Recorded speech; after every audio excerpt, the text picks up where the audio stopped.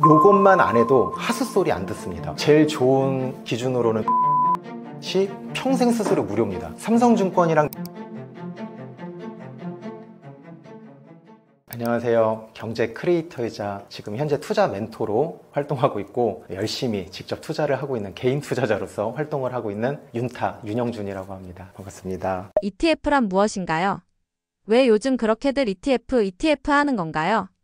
일단 ETF의 사정적 의미를 좀 일단 먼저 말씀드리고 한번 가도록 하겠습니다. 익스체인지 트레이드 펀드라고 하는데, 이 익스체인지 트레이드에서 뒤에 있는 펀드는 많이 알고 계시는데, 이 앞에 있는 ET에 대해서 이제 좀 많이 궁금해 하시는데, 상장이라는 뜻이거든요. 그러니까 주식 펀드가 상장돼 있는 펀드예요. 상장이 돼 있으니까 우리가 거래를 할 수 있다. 요렇게 좀 쉽게 생각을 하시면 되고요. 그 어원으로서는. 그리고 그 ETF 자체의 어떤 특징으로 보면은 제가 이런 표현을 써요. 그냥 딱 내 자녀가 아빠 ETF가 뭐야? 라고 물어보면 이렇게 답변을 하라고, 주식과 펀드를 장점을 결합한 그런 상품이라고 생각을 하시면 좋을 것 같습니다. ETF는 어떻게 시작하는 건가요? 언제 시작하는 게 좋을지 고민인데 초보 투자자들이 주의해야 할 점이나 알아둬야 할 점은 없을까요? 사실 이번에 여기 이렇게 나와 있지만 책을 출간하면서도 처음 배우는 분들의 어떤 동선이라고 해야 되나요? 그걸 좀 생각해 봤거든요. 그래서 일단은 내가 ETF를 딱 이제 어딘가에서 책을 봐도 되고 어딘가에서 해야겠다라고 생각을 하시면은 당연히 증권사 계좌 개설부터인 것 같아요. 그래가지고 제 책에서도 써 있지만 유튜브나 네이버 가면은 증권사 추천 이라는 키워드를 하시면은 저보다 더 친절하신 분들이 이렇게 매달 또는 분기마다 좋은 혜택의 이벤트에 있는 증권사를 추천을 해줍니다. 그래가지고 거기에 맞는 먼저 증권사 계좌를 개설을 하는 게 가장 좋은데, 여기서 이게 약간 재테크는 아닌데 이런 거 최신순으로 모셔야 돼요. 그리고 이벤트가 한시적이기 때문에 꼭 기간을 이렇게 확인을 하시면은 좀 어떻게 보면 블로그라든지 유튜브로 잘 정리해 주신 분들이 있어서 그렇게 계좌 개설을 먼저 잘 하셨으면 좋겠어요. 잘한다라는 게 일단은 기본적으로 수수료, 무료 이벤트, 그리고 또 ETF 하면은 요즘에는 국내 상장 ETF도 있지만 해외 상장, 미국 상장 ETF, 미국 주식 많이 하시니까 환전 수수료도 있죠. 환전 수수료도 있고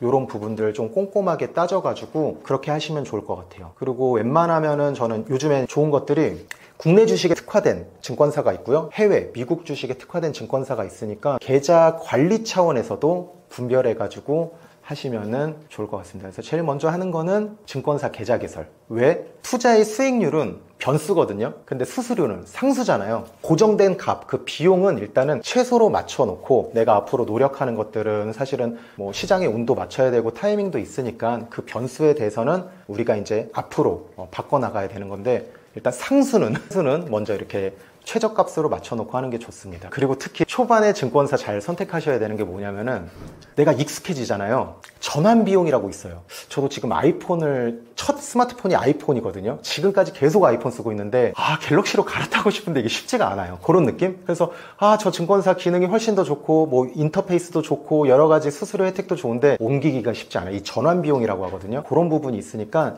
처음에 내가 익숙해지지 않았을 때 지금 현재 혜택의 시즌성으로 좋은 것들을 좀 선택을 하는 것을 권장을 드립니다. 이게 진짜 첫 번째 단추예요. 또 숨겨져 있는 팁이 또 하나가 있는 게, 2018년도부터 제가 그 해외 주식을 했는데 이거 환전 수수료 우대를 못 받는 거예요. 전화했더니 상담원이 인하를 또 해줍니다. 그 약간 뭐라 해야 되지? 협상이라고 해야 되나요? 그런 부분들도 있으니까 한번 그런 부분들 좀 알아봐서 전화 한번 해보면은 의외로 자기가 우대 혜택의 등급이 있는데 그런 것들도 좀 챙길 수 있어요. 많이 놓치더라고요. 지금은 미래에셋을 안 쓰고 있어서 모르는데 분기별마다 이렇게 등급 책정을 하거든요. 근데 그거는 또 좋은 것들은 또 의외로 또 안 챙겨주잖아요. 또 어떤지 모르겠는데, 그래서 한번 그런 것들도 좀 알아보면 좋고, 제가 마지막으로 4월인가 올해 25년 4월인가 5월에 검색했을 때 제일 좋은 기준으로는 미래에셋이 평생 수수료 무료입니다. 25년 12월 31일까지. 그래서 제가 마지막으로 검색했을 때는 삼성증권이랑 메리츠증권이 가장 좋았던 것 같아요.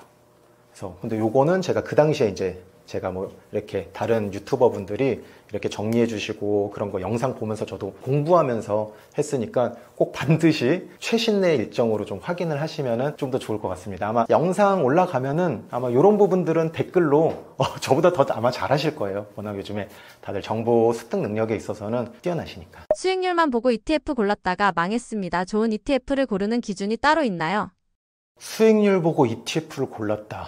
그죠? 요거는 사실은 펀드 시절에 많이 있었어요. 펀드 시절에. 그 얘기 좀 잠깐 해보자면 짧게. 펀드를 주로 어떻게 가입하냐면은 은행 적금이 만기가 돼서 요즘에는 뭐 이제 스마트폰으로 많이 하지만 뭐 아직도 이제 은행을 직접 방문하시는 분들이 있거든요. 그럼 이제 딱 은행에 갑니다. 만기가 돼서. 그래서 또 금리가 좋은 뭐 예금 상품이나 적금 상품을 생각을 했는데 갑자기 뭐가 나옵니다. 어떤 형광펜이 쳐져 있는 상품 팜플렛이 나오죠. 그 다음 막 수익률, 3개월 수익률, 뭐 1년 수익률, 6개월 수익률에 이제 표가 있고 착 수익률이 좋은 이런 형광펜이 있어요. 그러면은 우리 채널에 계신 분들은 수준이 좀 높다고 들었습니다. 그럼 거기에 한번 생각해 보세요. 3개월, 6개월, 12개월의 형광펜이 수익률이 잘 나왔으니까 쳤겠죠? 그럼 그 차트는 어떻게 돼 있을까요? 우상향으로 돼 있겠죠. 계속 우상향이 돼 있기 때문에 그럼 어떻게 될까요? 물론 올라갈 확률도 있겠죠. 계속 올라가는 게 또 올라갈 수도 있지만. 근데 또 어떤 펀드이냐에 따라 어떤 ETF이냐에 따라 다르겠지만 단기 과열일 확률이 높습니다. 그렇기 때문에 수익률, 과거의 수익률을 보고 투자하는 것은 지양하셨으면 좋겠어요. 거의 사실은 요것만 안 해도 하스소리 안 듣습니다. 왜냐면 내가 어쨌든 우리 손익비라고 해야 되나요? 내가 10% 기대 수익률이 있고 근데 손실률은 20%야. 그러면 안 해야 되는 거 아닌가요? 10% 먹으려고 20% 마이너스니까. 그래서 주로 이제 그 최근의 수익률만 보고 투자를 했다가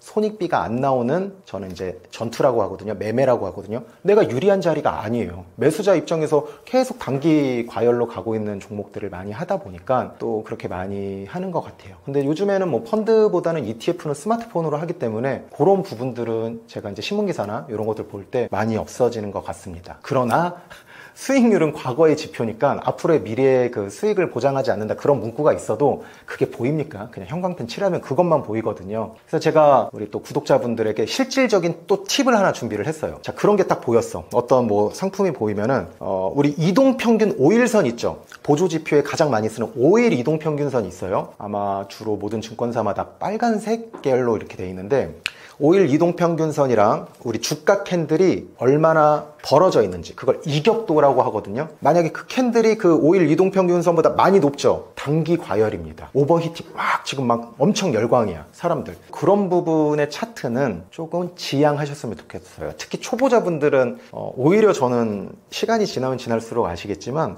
초보자분들이 오히려 금액 되게 큽니다. 그리고 조심하지 않아요. 근데 이제 막 시장 하락 맞이하거나 정말 이거는 정말 재앙 같은 일인데 공황이 혹시 터져버리면 이건 물타기로도 안 되거든요. 대응도 안 되고. 그래서 제가 지금 이야기 드렸던 5일 이동평균선과 캔들이 떨어져 있는 정도가 너무 커. 이격도라고 하는데 그게 크면은 안 하는 게 좋습니다. 왜냐면 내 거 아니거든. 근데 종목은 많아. 그래서 매수자 입장에서 내가 갑이기 때문에 부동산도 주식도 내가 매수자 갑이기 때문에 구매자가 갑이죠. 그죠? 우리 마케팅 전략으로 오늘 아니면 안 됩니다 하지만 내일에도 그 얘기 할 거예요. 오늘 아니면 안 된다고. 절판 마케팅처럼 그렇게 돼 있으니까 싸게 사야 돼요. 우리 싸게 사서 비싸게 팔아라를 실행을 해야 되는데 초보자분들에게 가장 좀 효과적인 팁들, 제가 계속 이야기 드리는 팁들 중에 하나인데 요거 하나만 좀 해도 고가에 물리는 거는 좀 막을 수 있지 않을까 생각이 듭니다. 어떤 ETF가 좋냐는 질문을 많이 받으실 것 같은데 초보자들에게 말해주고 싶은 대표님만의 투자 원칙이 있으실까요? 어떤 종목 사야 될까요? 어떤 종목이 좋을까요? 이러는데 저도 알면은 여기에 있지 않습니다. 그렇기 때문에 제가 이런 얘기해요. 저도 지금 부자가 아니고 부자가 뭔지 모르는데 부자에 대해서 어떻게 되는지 막 그 글을 쓰기에는 좀 어렵다고 생각해요. 그리고 우리 모두 인생 1회차잖아요. 사실 제가 만약에 제 방법대로 제 방식대로 부자가 됐었어도 저는 제 방식을 얘기하진 않을 것 같아요. 근데 투자 쪽에서도 저는 그런 얘기해요. 항상 저처럼 되지 말라고, 저처럼 힘들지 말라고, 저처럼 시행착오 많이 겪지 말라고. 이게 얘기하면 또 혼날 수도 있는데 우리 회사 직원들한테 부끄럽게도 3번 금융사기를 당했습니다. 이쪽에 있으면 더 잘할 것 같죠? 그렇지 않아요. 제가 아까 말씀드렸던 것처럼 정보랑 이런 것들은 오히려 더 요즘에는 SNS나 이런 정보의 유통이 더 좋아서 오히려 저희 같은 쪽이 더 노출이 많이 되거든요. 그래서 좋은 ETF를 고르는 것보다 질문은 좋은 ETF였지만 가장 피해야 될 거. 왜냐면은 내 실력은 어차피 올라갈 거잖아요. 이런 경제 채널을 보시는 분들은 그런 관심이 있어서 이걸 보거든요. 사실 이 채널 영상을 보는 사람들이 다 그런 분들이에요. 근데 항상 실수하는 게 뭐냐면은 너무 조급하게 가요. 너무 조급하게 가다 보니까 앞에서 내가 해야 되는 부분들을 좀 생략하고 가서 좋은 ETF를 고르는 방법인데 오히려 반대로 절대 무조건 피해야 되는 최악의 ETF를 먼저 이야기 드렸습니다. 좋은 ETF는 사실 저도 하면서 이렇게 계속 가면서 가는 거라서 그런 건 없다고 생각해요. 나에게 맞는 ETF가 있죠, 자신에게. 또 이제 이래요. 원자력 ETF는 어떤가요? AI ETF는 어떤가요? 이러면은 어떻게 보시나요? 이러면은 농담 삼아 두 눈으로 보고 있습니다. 그 얘기를 하는 이유가 뭐냐면은 물어보는 것 자체가 질문이 말이 안 돼요. 그 사람이 지금 어떠한 상황인지, 그 자금은 뭘로 쓸 건지에 따라 다르거든요, 사실은. 그래서 제일 먼저 또 어떤 재테크나 어떤 투자 상품이나 이런 거를 할 때 지피지기가 아니고, 예를 들어 나를 먼저 하는 게 중요하거든요. 사회초년생이면 사회초년생 맞는 재테크가 있어요. 저는 사회초년생 분들한테 적금하라 그래요. 예적금 꼭 하라 그래요. 근데 투자하시는 분들 보면 예적금은 뭐 물가상승률을 반영하지 않는다, 내 자산을 지킬 수 없다 그러는데, 최고의 재테크는 라이프테크입니다. 몸값을 높이는 거예요. 내가 월급이 250에서 300만 원 하면 그 수익률은 어마어마하거든요. 그리고 비용도 줄이고 해서 20대들은 또 달라요. 20대들한테는 저는 배당주랑 이런 거 하지 말라 그래요. 왜냐면 목돈이 아니잖아요, 사실은. 그래서 또 이 얘기하면 커버드 콜 나오고 배당주 워낙 좋아하셔가지고 또 이제 이런저런 얘기 많이 하겠지만, 20대 분들이 하는 재테크랑 이제 은퇴를 앞두고 목돈이 있는 50대 분들이랑은 달라야 된다고 생각해요. 틀리다가 아니고 다른 거거든요. 그래서 지피지기보다 지기, 나의 상황을 먼저 파악하고 아마존을 하던가 넷플릭스를 하던가 테슬라를 하던지, 아니면 뭐 지수 ETF를 하던지, 뭐 골드 투자를 하던지, 코인을 하던지 다양한 것 같아요. 그래서 제가 항상 이야기를 합니다. 투자 상품은 잘못한 적이 없다. 내가 무지했다. 그래서 나에 대해서 먼저 알고 그 다음에 상품을 하는 게 좀 더 초보자분들, 입문자, 이제 투자를 시작하려는 분들에게 좀 더 도움이 되는 것 같아요. 특히 사실은 가장 재테크나 이런 부분들에서 어떻게 보면은 가장 약한 부분들이, 약한 세대 계층이라고 보면은 20대보다 50대, 은퇴를 앞두신 분들이 가장 크거든요. 그래가지고 남성분들은 이제 또 은퇴를 앞두고 있고 자영업을 할까? 아니면 이걸 가지고 어디 뭐 투자를 할까? 목돈을 할까? 이러다가 너무 조심스럽지만 근데 정말 많아요. 생각보다 금융사기에 많이 빠지게 되거든요. 그렇기 때문에 은퇴를 앞두신 분들이 있으면은 인생 최고의 도둑놈은 조바심이니까 조금만 기다렸다가 공부했다가 그 다음에 그 목돈의 자금을 쓰는 것을 좀 권장을 드립니다. 그래서 좀 처음 하시는 분들이나 초보자, 입문자, 나이와 상관없이 어떤 투자자 레벨에 아직은 초보자라고 한다면, 그러면 초보자와 뭐 중수 차이점 기준을 만들어야 돼요. 나만의 기준, 저의 기준 말고요. 지금 구독자분들의 기준이 설 때까지, 그러면은 아마 아쉬움은 있어도 후회는 하지 않을 겁니다. 왜냐면 내가 선택했기 때문에. 그래서 이런 부분을 너무나도 뻔한 얘기고 다른 곳에서도 많이 들으셨겠지만, 이런 마인드적인 부분은, 뭐 기술적인 부분을 좀 좋아하실 것 같은데 그것도 얘기해 드리겠지만, 이 부분이 정말 중요해요. 제가 매년 100번, 하루에 1년에 100번은 얘기하는 것 같아요. 인생 최고의 도둑놈은 조바심이라고. 조바심만 없으면 돼요. 그게 이제 한국 사람들한테 더 많이 나와요. 왜냐면 비교 문화가 너무 강하다 보니까 포모 현상이 너무 강해요. 누가 이렇게 했다 그러면, 누가 테슬라로 했다 그러면 나만 좀 못난 것 같고 뒤처지는 것 같고, 해외 주식, 미국 주식 안 하면 난 뭔가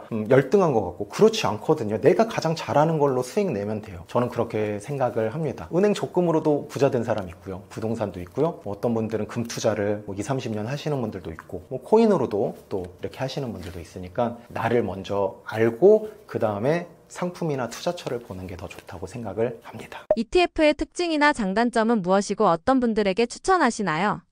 일단 제가 아까 주식과 펀드의 이제 결합이라고 ETF는 그렇게 말씀을 드렸는데, 이제 어쨌든 F가 펀드거든요. 그래서 이렇게도 또 생각하시면, 껍데기는 펀드입니다. 어쨌든 이름이 펀드니까. 근데 그 안에 있는 어떤 본질은 주식이라고 생각하시면 돼요. 그래서 ETF를 공부하실 때 혹시나 나 ETF 공부해야 되니까 펀드 책 살래 이러면 안 되고요. ETF를 만약 공부하실 거면 주식을 공부하신다고 생각을 하시면 되고요.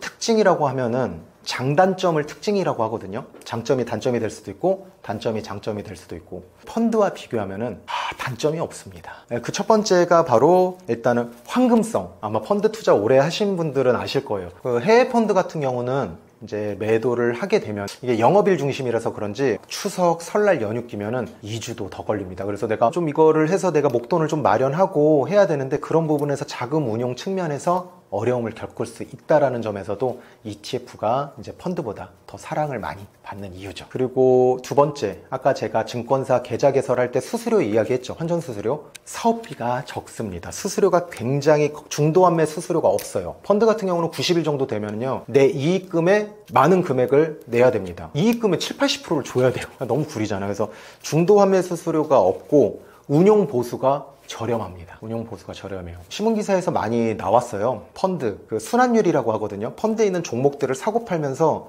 펀드 매니저분들이 워낙 전문가고 잘 아시겠지만 계속 이 순환율을 돌리면 고객은 그것도 모르고 계속 사업비를 냅니다. 그래서 나도 모르게 평단가가 낮아져 있어요. 그래서 그런 사업비 문제도 조금 부분에서 탈피할 수 있다. 그리고 주식처럼 우리가 시장에서 개장하면 실시간처럼 사고 팔 수 있는 부분도 너무 매력적이고요. 가장 좋은 거는 요건 것 같아요. 하나의 예시를 들어볼게요. 요거 추천 아닙니다. 작년에 트럼프 대통령이 당선이 됐습니다. 당선이 되면서 시작한 게 뭐죠? 보호무역주의를 하기 시작했어요. 이제 자유무역이 끝난 거죠. 야, 너네 우리 미국한테 계속 이득 볼 거야? 우리 막 손해봐야 돼? 미국이라고 우리가 뭐 어떤 보안관의 역할을 하고 우리가 패권국가라고 해서 모든 걸 손해봐야 돼? 난 싫어. 특히 중국 너네 우리 쪽으로 해서 돈 엄청 많이 벌었잖아. 우리 달러 패권 위협하려고 미국 채권 많이 가지고 있잖아. 막 이런 부분들이 있으니까 난 이제 그만할래. 난 더 이상 싫어. 라고 하면서 관세 전쟁을 시작하게 됩니다. 그 관세 전쟁에서 대한민국 같은 경우도 뭐 자동차라든지 지금 이제 곧 있으면은 촬영 기준으로 새로운 정부가 이제 협의를 해야 되는데 우리도 이제 미국에 이제 무역을 하면서 돈을 많이 버는데 거기에 관세에서 청정 지역이 있어요. 이거 투자 아닙니다. 이렇게 생각을 할 수가 있어요. 그게 뭐냐면 바로 K-팝이었습니다. 바로 엔터였어요. 그럼 우리 K-팝 하면은 생각나는 게 뭐가 있죠? JYP, SM, 요즘에 좀 시끄러운 하이브, YG 이렇게 있잖아요. 크게 우리 K-팝 하면은. 근데 어떤 게 더 갈 줄 몰라. 어떤 종목을 사야 될지 몰라요. 그럼 어떻게 해요? 엔터 ETF 다 들어가 있는 엔터 ETF를 매수를 하면은 뭐 SM이 만약에 어떤 개별적으로 리스크가 있어가지고 주가가 떨어지더라도 다른 데가 올라가면 올라갑니다. 오늘 제가 촬영 전에 오늘 SM이랑 하이브도 좀 올라갔지만 SM이랑 YG가 엄청 올라갔어요. JYP는 상대적으로 좀 많이 안 올라갔습니다. 근데 내가 JYP 샀으면 포모 현상이 일어나요. 짜증나요. 조바심 나요. 근데 이게 다 이렇게 되니까 하나의 선물 세트처럼 ETF가 올라가 버리니까 너무나도 좋은 것 같습니다. 잠깐만요. 이게 K-팝 ETF 지금도 잠시만요. 이게 지금도 올라오고 있어요. 종목이 별로 없어서 YG가 14%, SM 7% 뭐 이렇게 하고 있는데 에이스 K-팝 올라가고 있습니다. 자, 그래서 ETF 같은 경우 이제 제가 보고 있는 거는 에이스 K-팝 ETF거든요. 요즘에 좀 더 많이 나왔을 텐데 뭐 이제 치면 나옵니다. 증권사 프로그램 어떤 거 쓰시는지 모르겠는데 K-팝이라고 한번 써보세요. 그럼 다양한 ETF가 나옵니다. 이제 거기에서 이제 또 고르는 방법이 있는데 그것도 뒤에서 말씀드리고 그래서 내가 어떤 개별 종목을 고를지 모르는데 그러니까 종목 선정의 어려움을 해결해 줄 수 있는 게 바로 ETF입니다. 내가 투자 아이디어가 있어. 관세 전쟁에서 어떤 청정 지역을 보고 싶은데 또 우리나라가 뭐가 세? K-팝. 내년에 그러면 이제 거기서 봐. 블랙핑크 월드 투어, BTS 완전체. 중국이 한한령 해제를 하면은 또 다시 중국 쪽에 콘서트를 많이 해. 호재들이 너무 많은데 각 엔터사의 호재들이 다 있지만 그것들이 주가에 반영될지는 몰라요. 어떤 게 먼저 반영될지도 모르고. 그럼 ETF 하는. 그래서 이런 아이디어로 이렇게 이야기를 합니다. 사실은 요거 말고도 엔터 ETF 말고도 지금 제가 이제 주력으로 좀 보고 있는 ETF가 한 4-5개 있는데 그 중에서 하나 이번 채널에서 구독자분들에게 그래도 ETF가 이런 거구나 라는 것을 설명드리기 위해서 설명드린 거니까 아마 지금 차트는 제가 아까 말했던 것처럼 계속 올라가고 있을 거예요. 요거는 제가 작년 11월 정도쯤에 이야기를 드린 거니까 시점이 다소 차이가 나니까 요렇게 생각할 수 있구나 라고만 보시면 좋을 것 같아요. 도전 1억 클럽 같은 1억 모으기 프로젝트를 많이 하셨는데 1억을 가지고 어떻게 투자를 하는 게 좋을까요? 1억에 대한 가치가 10년, 20년, 30년 전보다는 떨어졌다고 하더라도 1억을 모은다라는 건 지금도 여전히 쉽지 않은 일인 것 같아요. 아마 10년 뒤에도 쉽지 않은 일일 것 같아요. 100년 뒤에도요. 그래서 이 1억 모으기라는 거는 상징적인 부분도 있고 그래서 1억 모으기는 항상 중요하다고 생각을 하는데 저는 이 1억을 모으는 거잖아요. 내가 종잣돈을 모으는 건요. 사실은 내 몸값, 내 연봉, 라이프테크와 저축이 가장 큰 힘을 발휘합니다. 그래서 저는 저축 80%, 투자 20%로 이야기를 했어요. 진짜 도전 1억 클럽이라는 게 3년 동안 제가 운영했던 트레이닝 프로그램인데 3년 동안 하면서 항상 이야기 드렸습니다. 80%는 저축, 20%는 투자라고. 그렇게 해서 이제 큰 틀을 잡아가면서 이제 저축 같은 경우는 뭐 결국엔 또 라이프죠. 결국에는 내가 어떤 변동적인 지출 그리고 내가 어디에 쓰는지 그런 것들 보면서 이제 하는 거고 1억을 모을 때 우리가 목표를 정해야 되잖아요. 1억을 목표. 그래서 사실은 그때 이제 사회초년생분들이 많아가지고 그리고 거의 다 무주택자였거든요. 그 당시에 2016년도부터 2018년도 말까지였는데 다 무주택자분들이기 때문에 내가 거주할 수 있는 집을 목표로 해가지고 그렇게 포트폴리오를 짰습니다. 그러다 보니까 어쨌든 사회초년생분들은 또 이것도 하나의 꿀팁인데 청약통장을 내가 아직 급여가 낮을 때, 아직 소득이 높지 않을 때는 좀 좋은 제도가 있어요. 특히 서울 같은 경우, 경기도 이런 거 잘 돼 있는데 SH에서 운영하는 공공주택이라는 것도 있습니다. 그래서 청약통장 관련해서 이 공공주택 활용법도 조금 해보시면 좋을 것 같고, 또 저보다는 사실은 요즘에는 워낙 정보가 많아서 SNS에서도 뭐 이제 청년 통장 같은 거 있잖아. 계좌 도약 청금 그런 거 활용해가지고 뭐 3년 적금, 2년 적금, 1년 적금 이런 식으로 종잣돈을 꾸준하게 저축을 통해서 하시면 좋을 것 같고요. 오히려 제가 실질적으로 지금 1억 모으려고 하시는 분들한테 조언을 드릴 수 있는 거는 이게 좀 더 나을 것 같아요. 사기를 당하면 안 되거든요. 금융사기. 그래서 그런 상품들이 많아요. 앞으로도 더 많아질 것 같아요.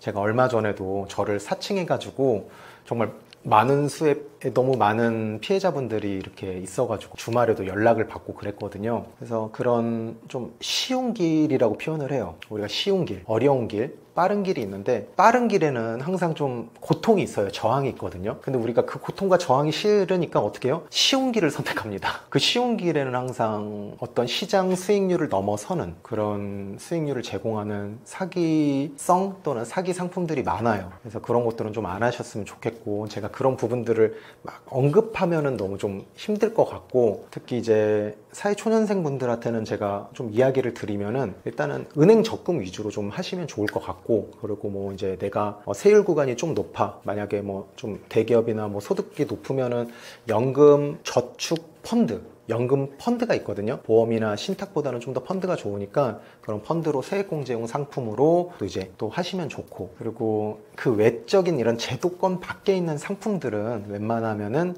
안 하셨으면 좋겠습니다. 제가 그게 다 어떻다 이렇게 언급하면은 좀 그렇기 때문에 제가 말을 못하는 부분도 양해 부탁드리는데, 웬만하면은 제도권 내에 있는 상품으로도 충분히 우리가 1억을 모을 수 있거든요. 시간이 지나고 나서 보니까 그런 얘기해요. 가장 느린 줄 알았는데 정석대로 하는 게 결국엔 가장 빠른 길이었더라고요. 쉬운 길을 선택하신 분들은 다시 처음부터 시작하는 경우가 너무 많았어요. 그래서 좀 다소 비효율적이고 또는 너무 좀 지루해 보이지만 뭐 그런 이야기 있잖아요. 그 JYP의 그 수장인 뭐 박진영 PD가 이런 얘기 하잖아요. 지루하고 그런 일들을 가장 오랫동안 연속성 있게 하는 사람들이 결국엔 성공한다라고 이야기를 하는데, 그 1억 모으기 프로젝트를 하면서 제가 얻은 교훈은 그랬던 것 같아요. 빨리 가는 것보다 결국에는 느리지만 꾸준하게 하는 사람들이 결국엔 뒤늦게 다 성공을 하더라고요. 그때 도일클 도전 1억 클럽 하신 분들의 그런 후일담을 다 전달하지 못했지만 뒤늦게 이렇게 건너서 들어보면은 그때 뭔가 묵묵히 천천히 하셨던 분들이 지금도 다 이렇게 잘하고 계시더라고요. 그래서 저축 80%, 투자 20%로 이제 어떤 기틀을 마련해서 하시고, 그 다음부터 이제 종잣돈이 모이면은 이제 그때부터는 테크입니다. 내가 재산을 모았잖아. 한 1억 정도, 현금 1억 정도부터는 재산이라고 할 수 있죠. 그 재산이 뭐예요? 여러 가지 정의가 있지만 재산이란 건 현금 흐름을 발생시키는 겁니다. 현금 흐름을 나에게. 1억 정도 되면은 뭐 CMA 같은 데다가만 넣어도 뭐 한 15,000원, 2만원 되니까, 뭐 요즘 알뜰폰 같은 경우는 내가 핸드폰 요금을 공짜로 쓸 수 있잖아요. 그 1억을 모은 것만으로도 이 자본주의에서는 공짜가 되는 것들이 꽤 많아요. 1억보다 10억이 더 많고요. 뭐 어느 정도 되면은 또 건물 같은 걸 할 수도 있고, 부동산으로도 할 수도 있고, 또 채권을 할 수도 있고, 또 요즘 좋아하는 또 배당주를 할 수도 있고, 다양하게 있는데, 그런 이제 자산이 생기기 시작하거든요. 그때부터 테크를 하시면 됩니다. 그래서 1억을 모으기 전까지는 재테크보다는 사실은 그냥 저축, 내 돈 관리, 내 월급 관리라는 표현이 좀 더 맞는 것 같고요. 그때까지는 조금 다소 지루하더라도 내가 본업에 충실하면서 라이프 테크를 하면서 저축을 하시는 것을 권장드립니다. 지인들에게도 공부하라고 추천해주고 싶은 금융자산 포트폴리오가 궁금합니다. 네, 그냥 제가 뭐 어떤 금융자산 뭐 이거 추천 그런 게 아니고, 공부를 한다면은 제가 지금 만약 처음이고 공부를 하는 뭐 친구나 지인들이나 있다면은 이렇게 공부를 좀 하라고 이야기를 드리고 싶어요. 그리고 저기 별표 이렇게 3개씩 쳐져 있는 거는 필수입니다. 필수이고, 그리고 뭐 나머지 비트코인이나 금 또는 달러, 엔화 같은 경우는 원화 자산이라기보다 어떤 외국 자산, 그러니까 좀 해지용이거든요. 그래서 원화 자산뿐만 아니라 이런 달러 자산 이런 것들도 좀 확보를 하는 게 가장 좋다고 생각을 해요. 이거 하나하나 디테일하게 이야기를 드리면 너무 오래 걸릴 것 같고, 큰 틀로 보면 원화 자산 그리고 외화 자산이라고 보시면 좋을 것 같습니다. 지금 처음 투자를 시작한다면 어떤 포트폴리오를 추천하시나요? 일단은 기준점이 좀 있습니다. 기준점이 뭐냐면은 첫 번째, 일단은 결혼 유무가 또 중요한 것 같아요. 결혼 유무 중요하고요. 두 번째, 또 결혼을 했어도 또 자녀 유무가 또 중요한 것 같습니다.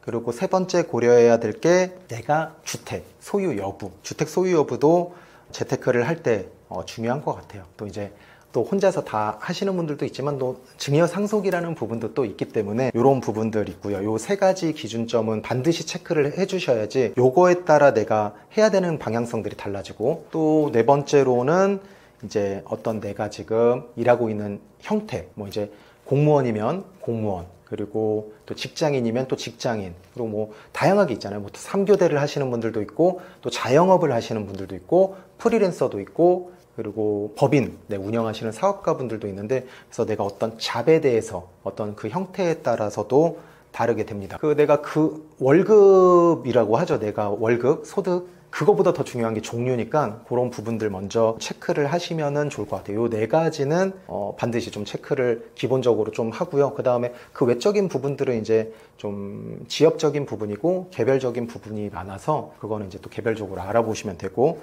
이 네 가지는 반드시 내가 어떻게 해당되는지 먼저 체크를 한 다음에, 그 다음에 제가 계속 반복드려서 이야기하는 거, 지기지피를 하시면 됩니다. 내 상황이 먼저 어떤지가 되게 중요해요. 그래서 가령 이제 뭐 50대 이제 은퇴를 앞두신 50대 남성분이라고 한번 생각을 해볼게요. 저도 미리 준비한 게 아니고 한번 생각해 보면은 이제 목돈이 있을 확률이 높습니다. 목돈이 있을 확률이 높고, 퇴직금을 받으실지 퇴직연금을 받으실지 그거는 또 이제 선택 여부에 따라 다르겠지만, 뭐 퇴직금을 일시금으로 수령한다고 한번 생각을 해볼게요. 그렇게 되면은 또 이제 여기서 또 주택 여부, 또 자녀 유무인데 또 나이도 또 다를 거 아니에요. 성인인지 또 그런 부분들이 다 있기 때문에 거기에 맞춰서 하는데, 이제 어느 정도 아이가 좀 컸고 이제 교육비가 많이 안 나가고 뭐 이제 좀 열심히 공부해서 이제 취준만 하면 이제 좀 편해. 그리고 나중에 조금 이제 결혼할 때 뭐 좀 보태주는 정도로 한다면은, 은퇴를 앞두신 분들에게는 저는 공부해야 된다면 요거를 좀 공부하라고 이야기 드리고 싶어요. 일단은 미국 주식, 미국 ETF보다는 미국 주식에 대한 어떤 본질, 그걸 넘어서서 글로벌 투자에 대한 부분들의 관점을 좀 공부를 해보시면은 재미있을 것 같습니다. 그래서 사실은 좀 자영업보다는 이런 투자 공부를 하시면서 내가 좀 관점을 넓히고 그래도 실패할 확률을 줄이는 게 가장 좋은 것 같아요. 뭐 대표적인 예로 많이 선호들 하시는 S&P 500 같은 경우에 많이 이렇게 거치를 해 놓으시는데, 뭐 그것도 나쁘진 않다고 생각을 합니다. 더 찾아보면 액티브하게 하면 더 좋은 것도 있는데, 내가 아직 공부가 끝나지 않은 상태에서 이런 S&P 500 같은 인덱스 지수 ETF가 아닌 액티브한 거를 하게 되면은